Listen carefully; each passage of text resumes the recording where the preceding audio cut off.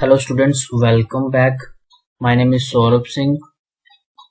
पिछली वीडियोस में हमने क्लास 8th एनसीईआरटी मैथमेटिक्स के चैप्टर 1 की बात की थी। आज हम स्टार्ट करने जा रहे हैं चैप्टर 2, जिसका नाम है linear equations in one variable. इस चैप्टर का हम इंट्रो करेंगे आज और इसकी फर्स्ट एक्सरसाइज करेंगे। तो वीडियो को स्टार्ट करने से पहले अगर आप चैनल पे न्यू हैं तो चैनल को सब्सक्राइब करें, शेयर करें, ज़्यादा से ज़्यादा सपोर्ट करें। चलिए वीडियो को स्टार्ट करते हैं। सबसे पहले हम देखेंगे अलजेब्रिक एक्सप्रेशंस क्या होती हैं, जो आपने पिछली क्लास में भी पढ़ी होंगी।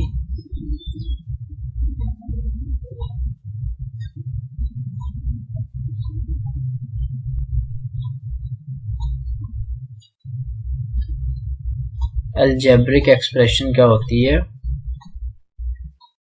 अलजेब्रिक एक्सप्रेशंस जो है कुछ इस तरीके से होती है। 2x प्लस वाई ले लो, या फिर x माइनस 3 ले लो, या फिर 4x माइनस 2 ले लो। तो ये हमारी अलजेब्रिक एक्सप्रेशन कुछ इस तरीके से होती हैं।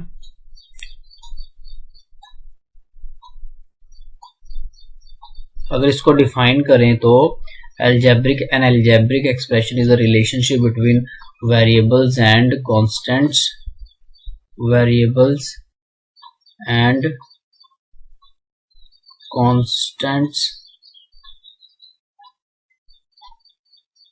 with the help of mathematical operations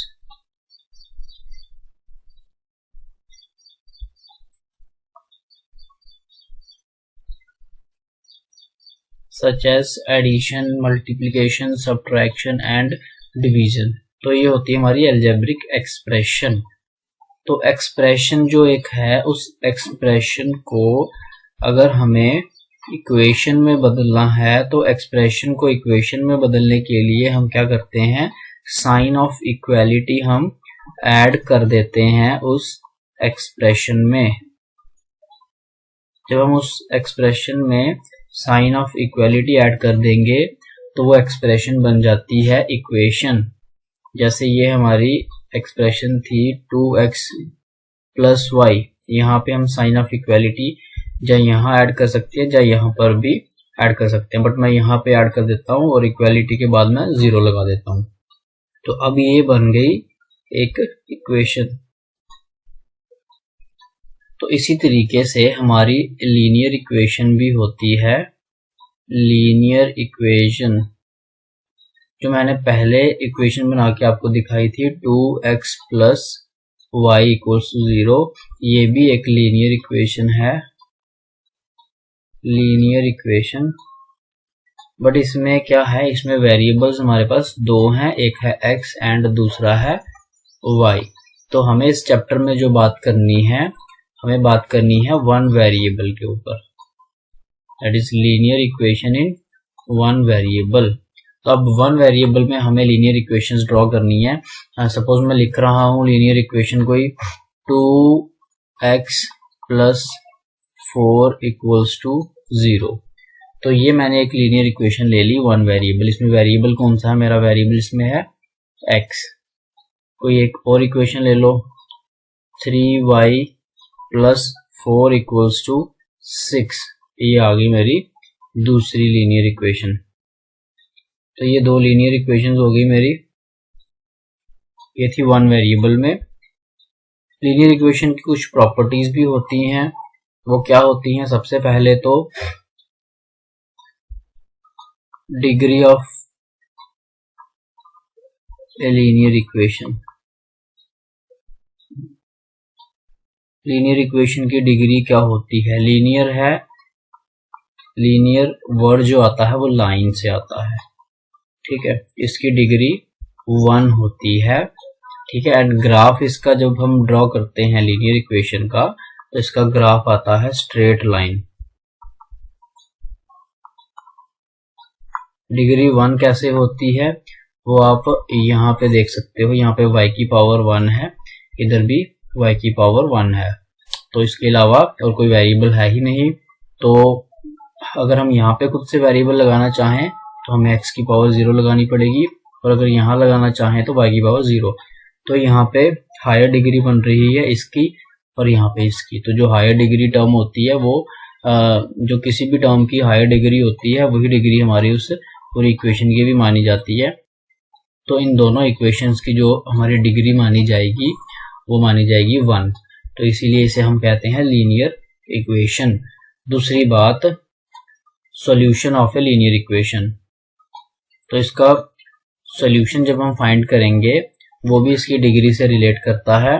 अब इस इक्वेशन की डिग्री अगर 1 है तो इसके सॉल्यूशंस भी एक ही होंगे। तो इसका सॉल्यूशन जो है इसका only one solution, it has only one solution. तो इसका सिर्फ एक ही सॉल्यूशन होगा। मतलब इसमें हमें देखना क्या होता है बेसिकली जब हम इनको सॉल्व करते हैं, जो हमारी लीनियर इक्वेशन होती है ये कुछ इस तरीके से होनी चाहिए। जैसे ये एक लीनियर इक्वेशन है, ये कुछ इस तरीके से होनी चाहिए ताकि जब हम इसमें इस इक्वेशन का सॉल्यूशन पुट करेंगे तो इसकी जो लेफ्ट हैंड साइड है, ये इसकी लेफ्ट हैंड साइड है, वो बराबर आनी चाहिए इसकी राइट हैंड साइड के बराबर आनी चाहिए, तभी ये सेटिस्फाई करेगा सॉल्यूशन इसको। तो सपोज अब y की हम कोई वैल्यू यहाँ पे डालेंगे, तो y की वैल्यू मैं 1 डाल देता हूँ। तो 3 1 + 4, ये आ गया 3 + 4, तो इसकी वैल्यू आ गई 7 which is not equals to 6। तो यहाँ पे 1 जो है वो इस इक्वेशन का सोल्यूशन नहीं है। तो इस इक्वेशन का सोल्यूशन वो होगा, y की वो वैल्यू होगी जो पुट करने पे और लेफ्ट हैंड साइड को सॉल्व करने पे जो आंसर आएगा वो राइट हैंड साइड के बराबर आना चाहिए। इसका मतलब वो आंसर हमारा 6 आना चाहिए। यहाँ पे जब आंसर 6 आएगा, y की जिस वैल्यू पे आंसर 6 आएगा वो वैल्यू y की इस इक्वेशन का वो सोल्यूशन होगा। तो ये चीज हम आगे एक्सरसाइज में देखेंगे। तो एक्सरसाइज स्टार्ट करते हैं इसकी। अब इसकी एक्सरसाइज का फर्स्ट पार्ट है x - 2 = 7। तो हम इस इक्वेशन में इसको सॉल्व करके हम इसका सोल्यूशन फाइंड करेंगे। मतलब जो मैंने आपको अभी बताया सोल्यूशन क्या होता है, हम x की वैल्यू फाइंड करेंगे, जो वैल्यू यहाँ पे पुट करने पे जब इस इक्वेशन में वो वैल्यू पुट करेंगे तो हमारी left hand side right hand side के बराबर होनी चाहिए। तो इसको सॉल्व करने के कुछ तरीके होते हैं। तो हमें बेसिकली यहाँ पे x फाइंड करना है। तो जो आपने पिछली क्लासेस में किया होगा, एक हमारा मेथड होता है जिसको हम कहते हैं ट्रायल एंड एरर मेथड। तो मैं यहाँ पे थोड़ा सा वो समझा देता हूँ आपको, trial and error method.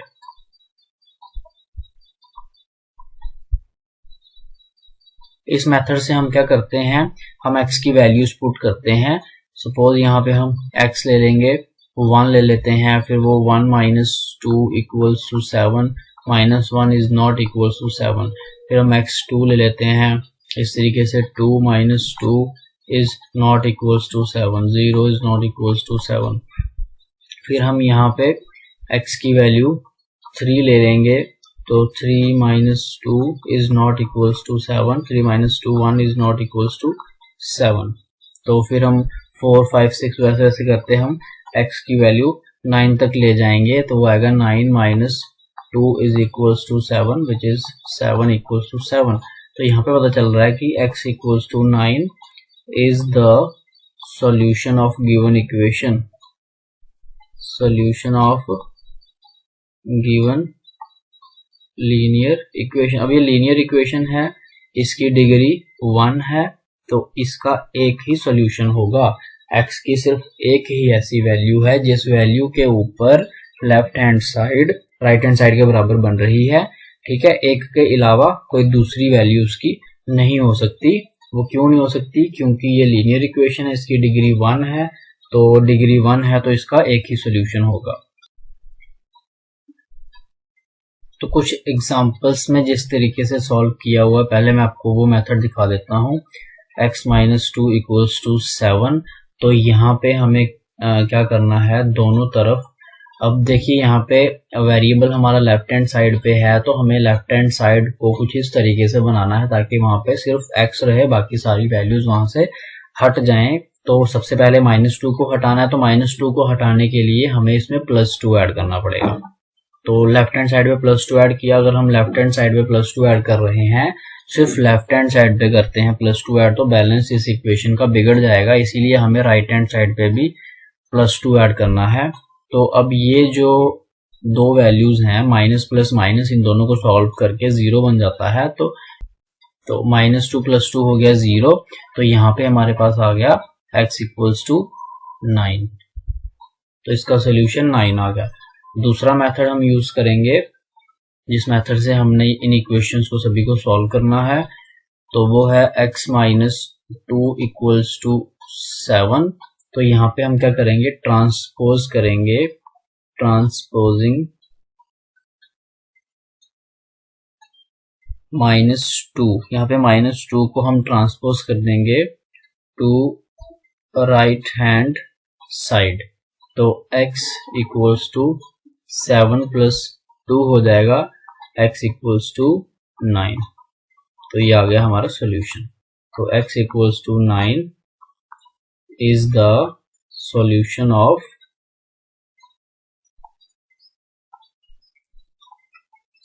given linear equation। तो जो हमने क्वेश्चन सॉल्व करने हैं सब इसी मेथड से हमने सॉल्व करने हैं।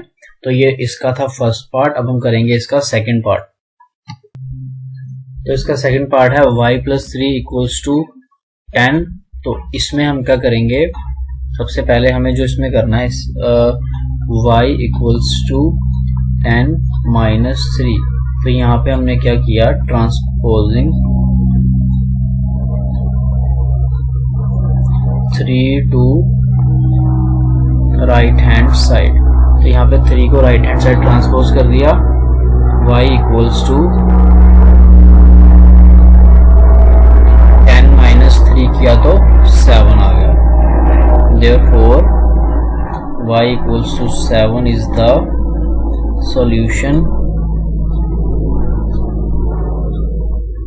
of given equation।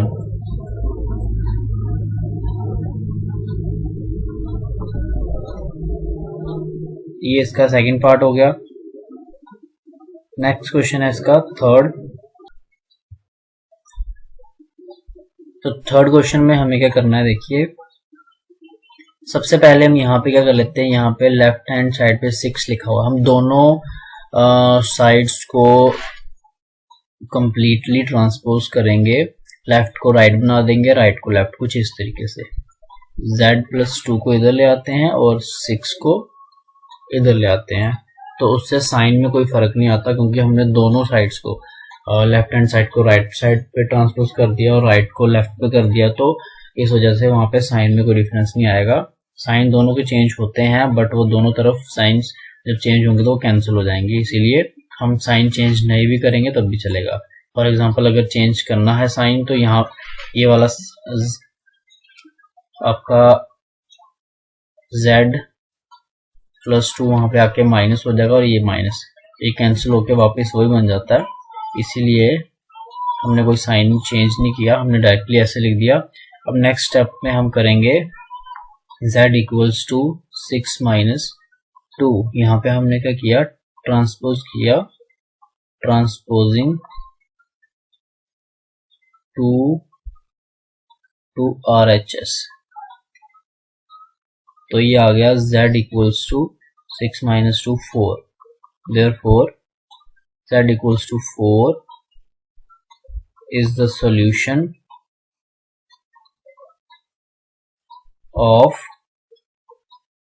given linear equation।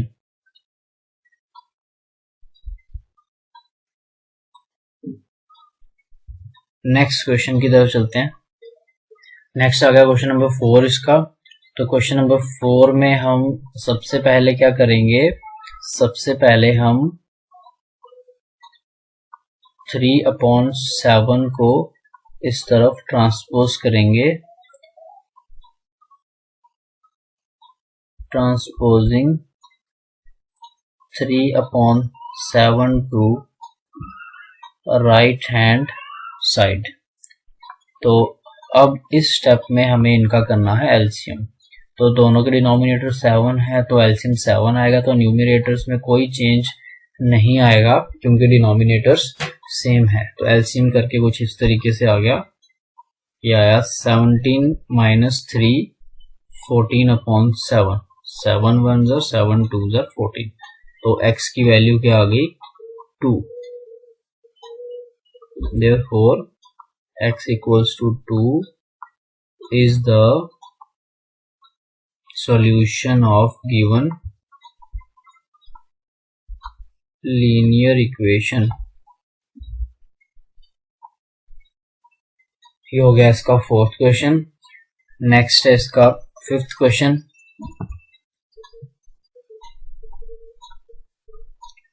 Fifth है 6x equals to 12।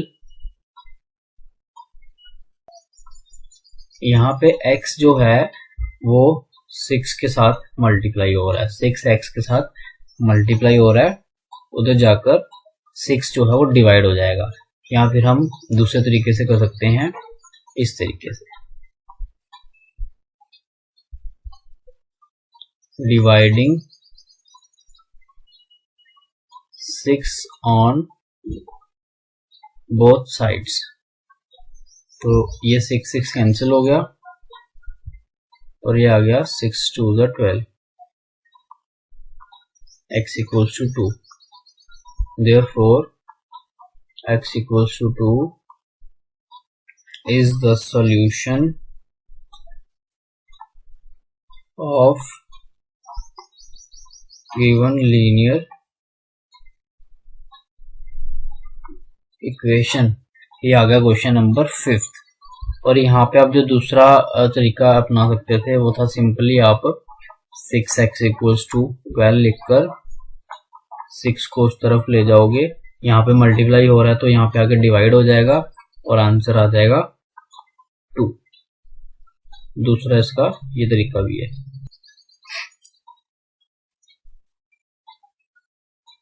नेक्स्ट आ गया इसका question number 6, t upon 5 equals to 10। तो यहाँ पर आपको क्या करना है, दोनों तरफ 5 से मल्टीप्लाई कर देना है,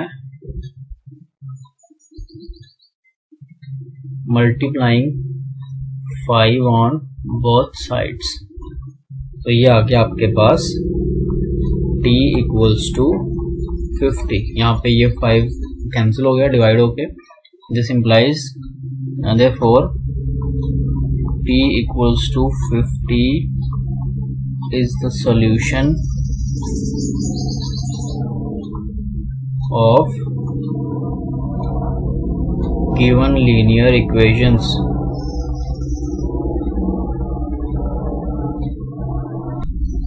नेक्स्ट आ गया क्वेश्चन नंबर 7। क्वेश्चन नंबर 7 में क्या करना है, देखो पहले मैं सिंपल करवा देता हूँ आपको। 2x इक्वल्स टू 18, यहाँ पे 3 डिवाइड हो रहा है तो उस तरफ जाकर ये 3 मल्टीप्लाई हो जाएगा। This implies x equals to 18 multiply 3, यहाँ पे 2 मल्टीप्लाई हो रहा है x के साथ तो वहां जाकर डिवाइड हो जाएगा। अब इसको हम यहाँ पे थोड़ा सा सॉल्व कर लेंगे। 2 1 ज़र और 2 9 ज़र 18, तो ऊपर बचा 9 इंटू 3 तो वो आ गया 27।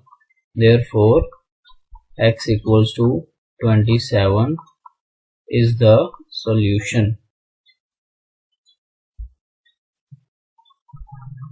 of given linear equation। तो दूसरा तरीका जो मैंने आपको पहले बताया था उसमें क्या है, 2x अपॉन 3 इक्वल्स टू 18। यहाँ पे लिखेंगे multiplying both sides by 3, 2x upon 3 multiply 3, 18 multiply 3, 3 cancel हो गया। उसके बाद लिखेंगे dividing both sides by 2, 2x by 2, 18 multiply 3 by 2, 2 2 cancel हो गया, 2 9 ज़र 18 तो x equals to 27। उसके बाद ये लाइन, तो ये इस तरीके से सॉल्व कर सकते हैं इसको, जैसे आपको सही लगे। तो जो आपको आगे जाके मेथड फॉलो करना है वो ये है ये मेथड सिर्फ आपको समझाने के लिए है, बट इस चैप्टर में आप ये भी यूज कर सकते हो सिंपल इक्वेशंस में, बट ज्यादा आपको यही यूज करना है। तो अगर पर्टिकुलर कोई मेथड आपको बोला गया वो यूज करने के लिए तो आपको वही यूज करना है। नेक्स्ट इसका क्वेश्चन है, नेक्स्ट क्वेश्चन आ गया इसका क्वेश्चन नंबर 8। तो इसमें सबसे पहले मैं क्या करूंगा, दोनों साइड्स को चेंज कर दूंगा, उनकी पोजीशन चेंज कर दूंगा इस तरीके से। अब यहाँ पे 1.5 डिवाइड हो रहा है और इधर जाकर वो मल्टीप्लाई हो जाएगा। अब यहाँ पे हम इसका डेसिमल दोनों के हटा देंगे, यहाँ पे भी 10 आ गया, डिनोमिनेटर में भी 10, डेसिमल की जगह 1 आया और उसके आगे एक नंबर है तो एक 0, डेसिमल की जगह 1 आगे एक नंबर तो एक 0। तो यहाँ पे जो हमारा 6 दोनों की प्लेस वैल्यू क्या है, 6 10th प्लेस पे है, 5 भी हमारा 10th प्लेस पे है, इसीलिए अपॉन 10 आया दोनों के। तो अब इसको कुछ सॉल्व कर लेंगे। 5 2s are 10 और 5 3s are 15, 2 1s are 2, 2 8s are 16, ये आ गया 8 3s are 24 अपॉन 10। तो सॉल्यूशन हमारा आ गया 2.4। Therefore y equals to 2.4 is the solution of given linear equation। तो क्वेश्चन नंबर 9 कुछ इस तरीके से है।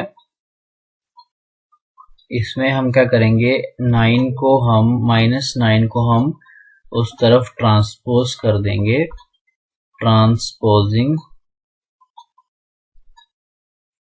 -9 to RHS।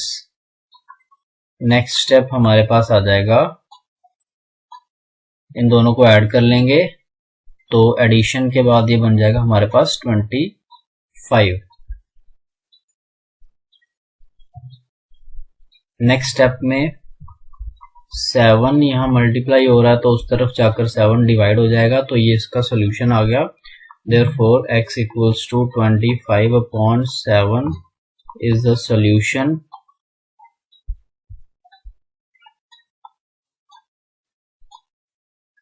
of given linear equation। ये आ गया नेक्स्ट। तो इसके बाद आ गया हमारा question number 10।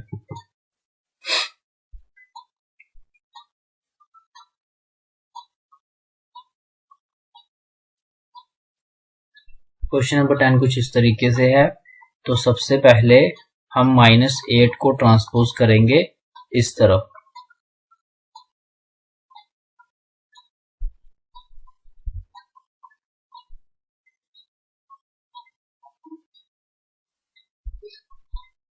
This implies 14y equals to, अब इनको हम ऐड कर लेते हैं, 13 में ऐड किया तो हमारे पास आ गया 21। अब 14 यहाँ पे मल्टीप्लाई हो रहा है तो यहाँ पर आकर 14 हमारा डिवाइड हो जाएगा, 7 की इसकी कटिंग हो जाएगी, 7 2 14, 7 3 21। तो y की वैल्यू आ गई 3/2। y equals to 3/2 is the solution of given linear equation। Next हमारे पास आ गया क्वेश्चन नंबर 11। तो क्वेश्चन नंबर 11 में हम क्या करेंगे, 6p equals to 9 - 17 हमने यहाँ पे ट्रांसपोज किया, ट्रांसपोजिंग +17 टू RHS। तो ये हमारे पास आ जाएगा 6p equals to, यहाँ पे सॉल्व करके हमारे पास जो आंसर आएगा वो आएगा -8 p प्लस माइनस, इसका साइन प्लस है इसका माइनस है, तो प्लस माइनस माइनस दोनों को माइनस किया तो 8 आया, साइन आएगा बड़े नंबर का। तो this implies p equals to minus 8 upon 6, 2 3 are 6, 2 4 are 8, therefore p equals to minus 4 upon 3 is the solution of given linear equation।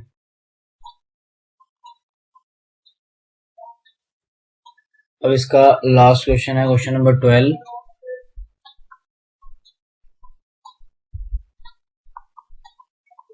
तो यहाँ पे हम +1 को इस तरफ ट्रांसपोज कर देंगे, transposing 1 to RHS। x/3 equals to, अब यहाँ पे देखिए इसके डिनोमिनेटर में 1 लगा देंगे और एलसीएम दोनों का आ जाएगा 15। तो यहाँ पे 7 आएगा, यहाँ पे कर देंगे क्रॉस मल्टीप्लीकेशन, यहाँ पे आ जाएगा 15। तो नेक्स्ट स्टेप में इसको कर लेंगे x/3, ये आया -8/15। नेक्स्ट स्टेप में 3 को उस तरफ ले जाएंगे, -8/15, तो 3 ऊपर आ जाएगा, 3 5 are 15, -8/5। therefore x equals to -8/5 is the solution of given linear equation। तो स्टूडेंट्स ये थी एक्सरसाइज 2.1 जो मैंने आपको फुली सॉल्व करके दे दी है। तो नेक्स्ट मैं थोड़ा सा आपको एलसीएम के ऊपर करवा देता हूँ, एलसीएम किस तरीके से हमें करना है। देखिए अगर हमें एलसीएम, अगर हमें कोई दो रैशनल नंबर्स दिए हुए हैं, सपोज करो एक नंबर दिया है 2/3 और हमें दूसरा नंबर दिया हुआ है 3/12। तो जिस दो तरीके से हम इनको ऐड कर सकते हैं वो मैं आपको दोनों मेथड सिखा देता हूँ।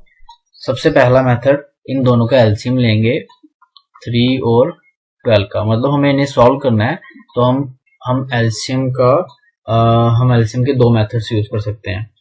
तो सबसे पहले दोनों का एलसीएम लेंगे, 3 1 are 3, 3 4 are 12, ये सीधा 4 आ गया, तो 4 3 are 12, इसका एलसीएम आ गया 12। अब हम देखेंगे कि यहाँ पे ऊपर तो 2 है और यहाँ पे 3 है, अब इनके साथ हमें कुछ वैल्यूज मल्टीप्लाई करनी पड़ती हैं। अब हमें यहाँ पे क्या मल्टीप्लाई करना है वो देखेंगे हम, इस जगह पे हमें क्या मल्टीप्लाई करना है। तो सबसे पहले हम देखेंगे इसका डिनोमिनेटर 3 है, तो 3 के टेबल में 12 कब आ रहा है वो देखेंगे, 3 4 are 12 आ रहा है, तो इस 4 को हम यहाँ पे मल्टीप्लाई करेंगे। 3 के टेबल में 12 कब आ रहा है, 4 में, तो इस 4 को हम इस 3 के न्यूमरेटर से मल्टीप्लाई करते हैं, जो मैंने यहाँ पे किया। सिमिलरली 12 के टेबल में ये एलसीएम 12 कब आ रहा है, 12 1 are 12, तो इस 1 को हम इस 3 से मल्टीप्लाई करेंगे इस तरीके से। तो एक मेथड आ गया ये आ गया 4 2 are 8 प्लस 3/12, तो 11/12। तो एलसीएम इस तरीके से करने से आपको जो सोल्यूशन मिलता है वो सिंपलेस्ट फॉर्म में मिलेगा। नेक्स्ट हमारे पास आ गई ये मेथड दूसरा, इसमें आपको क्या करना है, एलसीएम नहीं करना आपको, सिंपली यहाँ पे डिनोमिनेटर्स को मल्टीप्लाई कर लेना। तो इस मेथड में थोड़ी सी कैलकुलेशन बड़ी हो सकती है, बट ये भी एक अलग मेथड है इसको सॉल्व करने का। तो आपने डिनोमिनेटर्स को मल्टीप्लाई कर दिया और जो न्यूमिनेटर्स हैं उनको कुछ इस तरीके से करना, इस 12 को यहाँ क्रॉस मल्टीप्लाई कर देना और इस 3 को यहाँ, तो 2 × 12, बीच में प्लस का साइन है, और 3 × 3, 12 2 are 24, 3 3 are 9, डिनोमिनेटर में आ गया 12 3 are 36।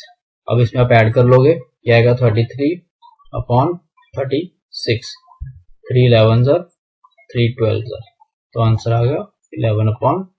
बट यहाँ पे आपको 33/36 मिला था जो सिंपलेस्ट फॉर्म नहीं थी, तो आपने सॉल्व करके इसको सिंपलेस्ट फॉर्म में आप ले आए। तो ये दूसरा मेथड है सॉल्व करने का, और ये पहला। यूज आपको यही मेथड करना है। इस मेथड से सिंप्लीफिकेशन थोड़ी इजी रहती है, पर सीखना पड़ेगा आपको। बट अल्टरनेटिवली आप कहीं पे अगर ये मेथड नहीं यूज कर पा रहे हो तो आप ये मेथड यूज कर सकते हो। तो गाइस ये थी आज की वीडियो। आई होप आपको सब समझ आया होगा। तो अगर आपको सब समझ आया तो आप वीडियो को ज़्यादा से ज़्यादा शेयर करें और चैनल को सब्सक्राइब कर दें। Thanks for watching.